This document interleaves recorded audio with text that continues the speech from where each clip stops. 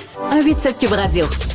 C'est difficile pour vous de rencontrer en 2025 187 Cube Radio, 1877-827-2346. François, pour lui, il dit « Pour les hommes, les femmes ne veulent pas de calvitie, de bedaine, veulent des muscles et régulièrement plus jeunes. » Donc, lui, il est assez désillusionné là, du monde du célibat.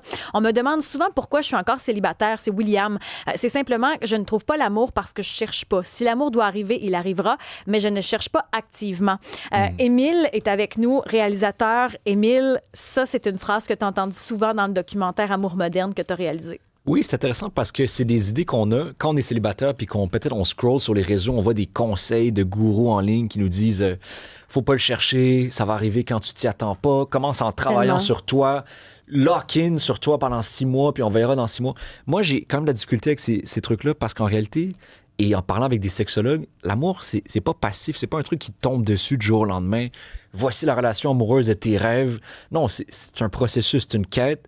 Il faut un peu quand même se mettre en action pour trouver l'amour. Il faut le vouloir. Il y a un sociologue brillant dans le film, Jules Pector, l'Allemand, qui dit « faut quand même se créer un profil sur une app de rencontre ou sortir en soirée, puis bien s'habiller, puis sourire, puis aller parler à des gens. » On le fait, même si les gens disent « je crois plus à l'amour, j'ai trop été déçu dans le passé », quand même, les gens continuent de s'inscrire sur les apps, continuent de sortir, continuent de rencontrer.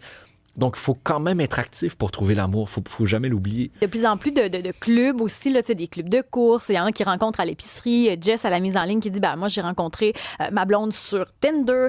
J'ai plein de monde qui ont rencontré également sur Tinder. C'est Code Audrey ou un 87 Cube Radio qui dit nous, ça fait 9 ans et demi qu'on est ensemble. On a 3 belles filles. On s'est rencontrés sur Tinder. Florence, ça fait 3 ans que tu es célibataire. Est-ce que toi, tu es découragée? Mais là, je suis un petit peu moins découragée. On dirait qu'en 3 ans, j'ai eu le temps d'avoir plusieurs phases. C'est la phase au début où là, t'es énervé puis tu te dis je veux rencontrer tout ça. Une phase où là, tu te dis j'ai eu des mauvaises expériences, je vais passer du temps seul, je vais prendre du temps pour moi. On dit tout ça dans nos années de célibat. Après, tu te dis je vais réessayer, je vais aller remettre les applications de rencontre. Après, je vais les enlever. Après ça, je vais revenir. Fait que c'est comme un cycle, mais tu le dis dans ton documentaire, Émile Roy, le cycle infernal.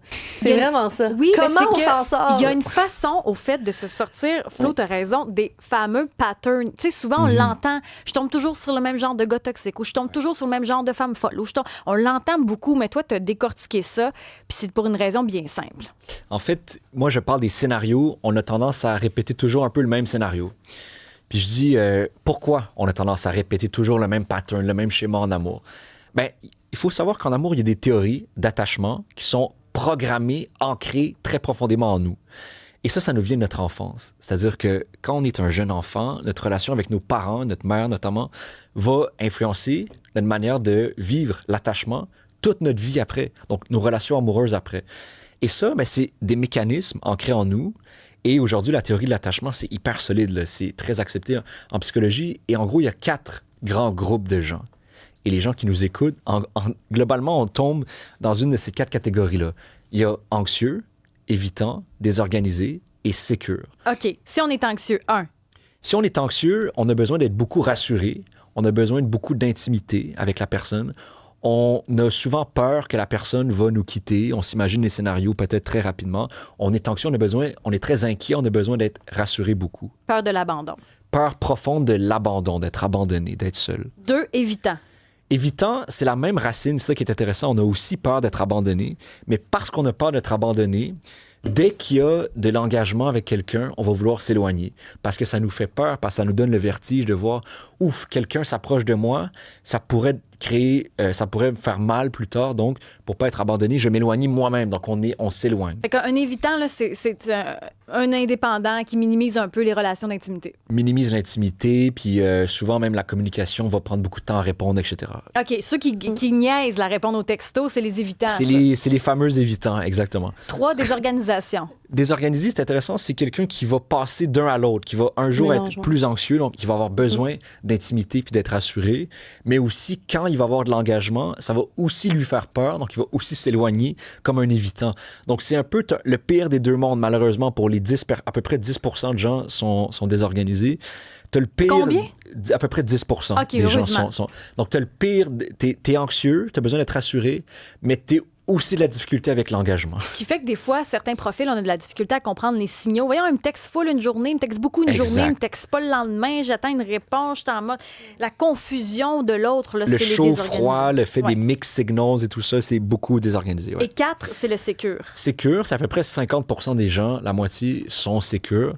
C'est donc moins cette peur profonde de l'abandon. On l'a peut-être tous à un différent degré, mais moins ancré en nous la peur de l'abandon. Donc, capable d'entrer en relation avec les gens, capable d'entrer en intimité, pas peur de l'engagement quand ça arrive et pas peur de dépendre de quelqu'un qui va dépendre de nous. Les sécures sont ceux qui entrent le plus facilement et le plus sainement en relation. C'est ce qu'on voudrait tous être, en fait.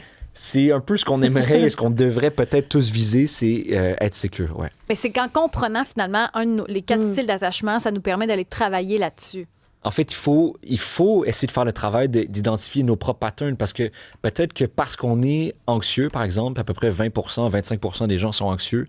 Peut-être parce qu'on est anxieux, on a tendance à répéter un peu les mêmes patterns où on va vers des gens qui sont évitants. Ça arrive très souvent. Moi, j'appelle ça le scénario le plus populaire dans le monde du dating, la montagne russe de l'attachement. Une personne anxieuse va vers une personne évitante parce que c'est le pattern qu'elle connaît le plus. Donc, elle a besoin d'être beaucoup rassurée, beaucoup d'intimité.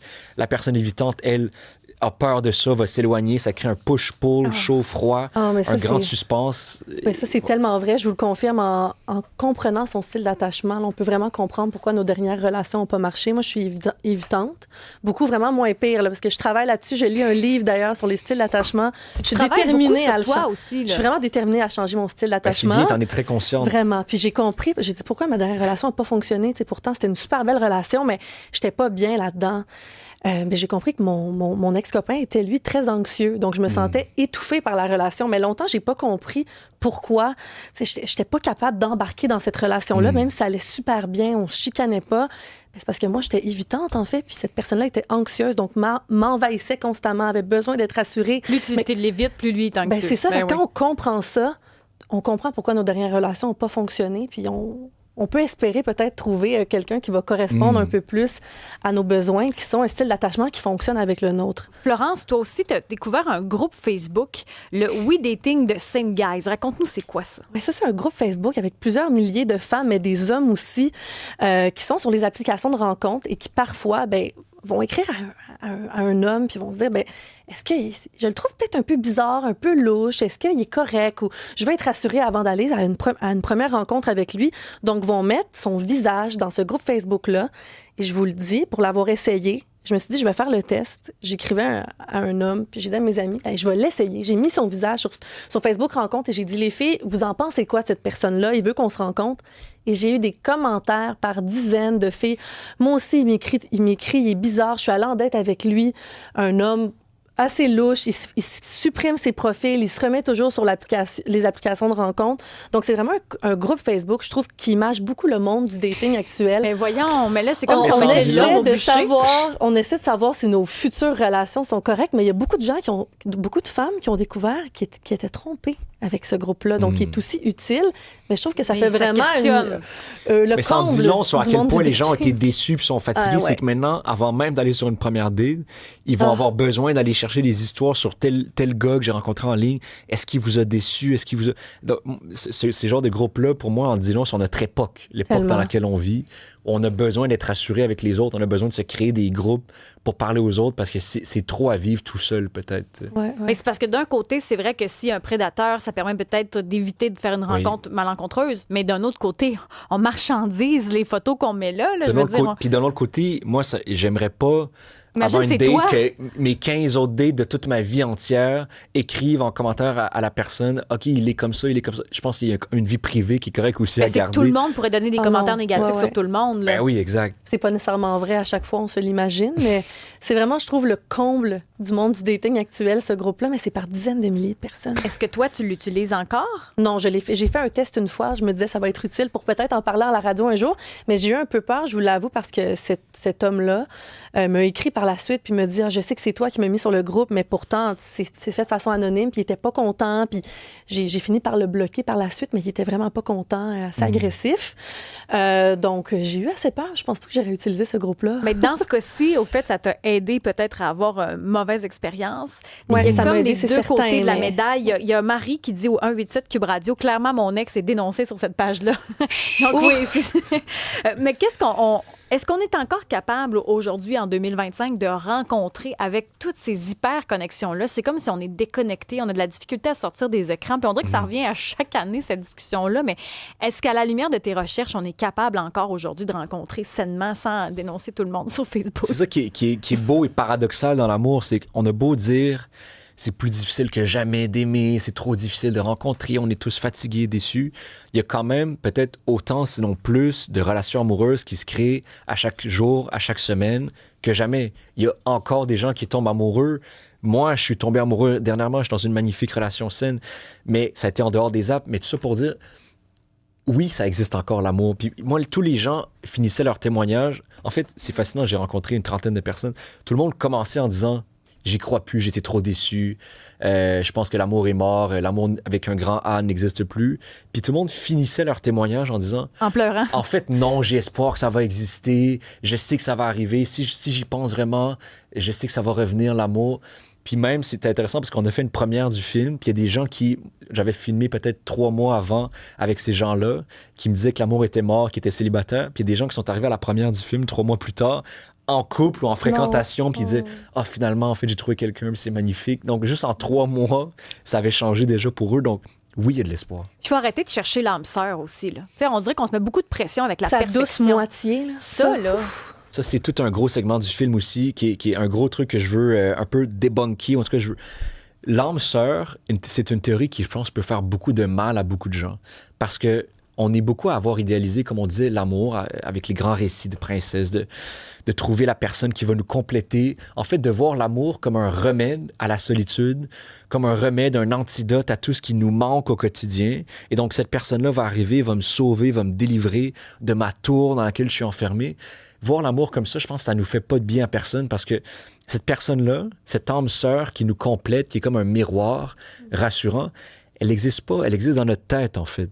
Puis les autres, ce qui est beau de l'amour, c'est pas de trouver quelqu'un qui nous ressemble puis qui est une version de nous-mêmes, c'est de trouver quelqu'un qui va nous surprendre, qui est une personne à part entière qu'on n'avait jamais pu imaginer, prévoir avant.